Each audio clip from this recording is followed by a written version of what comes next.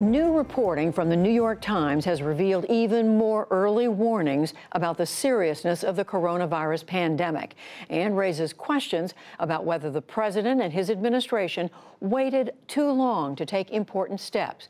Eric Lipton is an investigative reporter at the Times, and he joins us now. Eric Lipton, thank you so much for joining us. Your reporting revealed the existence of these so-called Red Dawn emails between doctors, medical experts in the administration.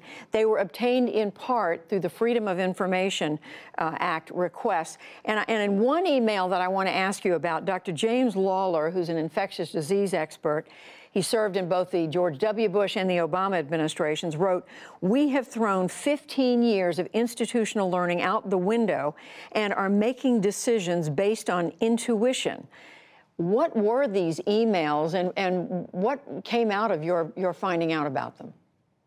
Well, what was going on was that there was a group of physicians and pandemic experts that from the Department of Homeland Security, Health and Human Services, the CDC, the Veterans Administration that were consulting and comparing notes and they were trying to make a really critical decision, which was at what point did we go from saying we're going to attempt to contain the infection to which we have community spread, and we now need to move to mitigate its spread through actions like social distancing. So at first the goal was just to contain it, but at a certain point you need to say we need to flip the switch and say schools need to close, businesses need to close.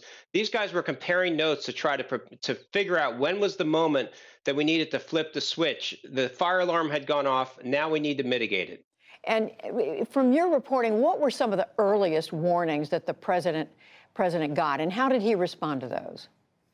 Well, I mean, the president's National Security Council, there were members of the National Security Council that in January were quite concerned about what was going on in China and were worried that it was just a matter of time before the pandemic would be in the United States. And the Health and Human Services Secretary Azar spoke with the president in January as well to express his concern about the fact that this was almost assuredly coming to the United States and was going to be a public health emergency here. The president told him to, calm down, that he was, too worried about it. And repeatedly in that period, while it's true that the president did limit, travel by Chinese citizens to the United States in late January, there were among many of his aides, there was a belief that the United States needed to be preparing for the next stage of mitigation, and it took weeks too long to get to that point. On January the 22nd, in an interview with CNBC, President Trump was asked about a pandemic and whether there were worries about it. Here's what he said. We have it totally under control. It's one person coming in from China, and we have it under control. So what did we know about the coronavirus at that point in late January? What did people know in the administration? They knew that it was already here in the United States. They knew that it was just a matter of time before it started to spread widely in the United States, and that while containment was still important to try to do contact tracing to limit the spread, that they needed to be preparing for widespread illnesses. That was evident to any public health expert at that point. And there is an audio that I want to play for the audience, because on February the 25th, Dr. Nancy Messonnier with the Centers for Disease Control, she's the director of the National Center for Immunization and Respiratory Diseases, she had a briefing call with news reporters in which she issued a warning. Here's that. Some of these measures might include missed work and loss of income. I understand this whole situation may seem overwhelming and that disruption to everyday life may be severe, but these are things that people need to start thinking about now. Just one day later, President Trump said this. And again, when you have 15 people, and the 15 within a couple of days is going to be down to close to zero, that's a pretty good job we've done. So, Eric, why was that a key moment in the administration's response? Now, arguably, that was one of the most essential moments in the whole saga as we look back on it on history, because that was the moment when there had been a consensus among his medical advisors that the United States needed to announce that we needed to move to social distancing, that's in hot spots in particular, And the president was unprepared and unready to do that. And in fact, he lashed out at the Health and Human Services Secretary Azar after Nancy Messonnier made that statement while he was in India on his way home. So what President Trump did instead was to wait 3 weeks before he embraced the need for social distancing. And the net result was that there are many more illnesses and deaths in the United States. So we are now Eric, in what is called mitigation. These widespread closures, all about enforcing social distancing. President Trump announced the first social distancing initiative, 15 days to stop the spread, he called it, and that was on March the 16th.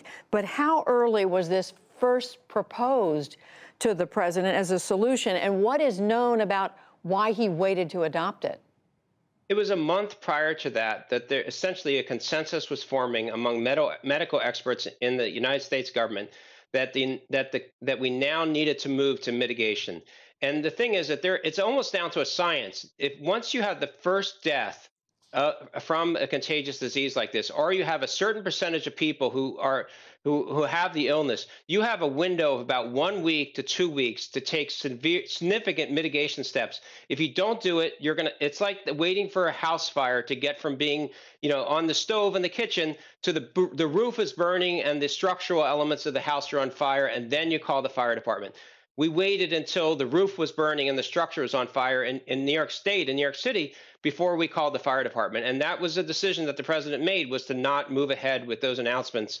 And now, again, it's the governor's choices as to when to do that, but it's the federal government's role to play a leadership and to help the governors make those choices by letting them know what the public health officials think is needed.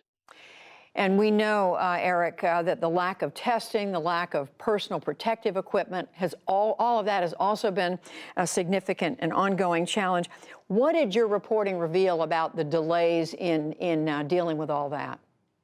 Again, there's two phases in this process, the containment phase and the mitigation phase. But during containment, it was evident to any public health expert that this was going to spread in the United States. So as of January, they knew that there was going to be illnesses in pockets across the United States. They didn't know how many, but they should have known in January that now's the time to spend hundreds of millions of dollars to buy face masks and other protective equipment for hospitals. They knew that the material in their supplies was expired and there wasn't enough of it. Now, they didn't order that stuff until March, but they could have started in January. They could have started the process of getting ventilators built in January, knowing that they're likely going to need them. That didn't happen until March, and that has severe consequences as well. Eric Lipton with the New York Times, congratulations on some really extraordinary reporting. Thank you. Thank you.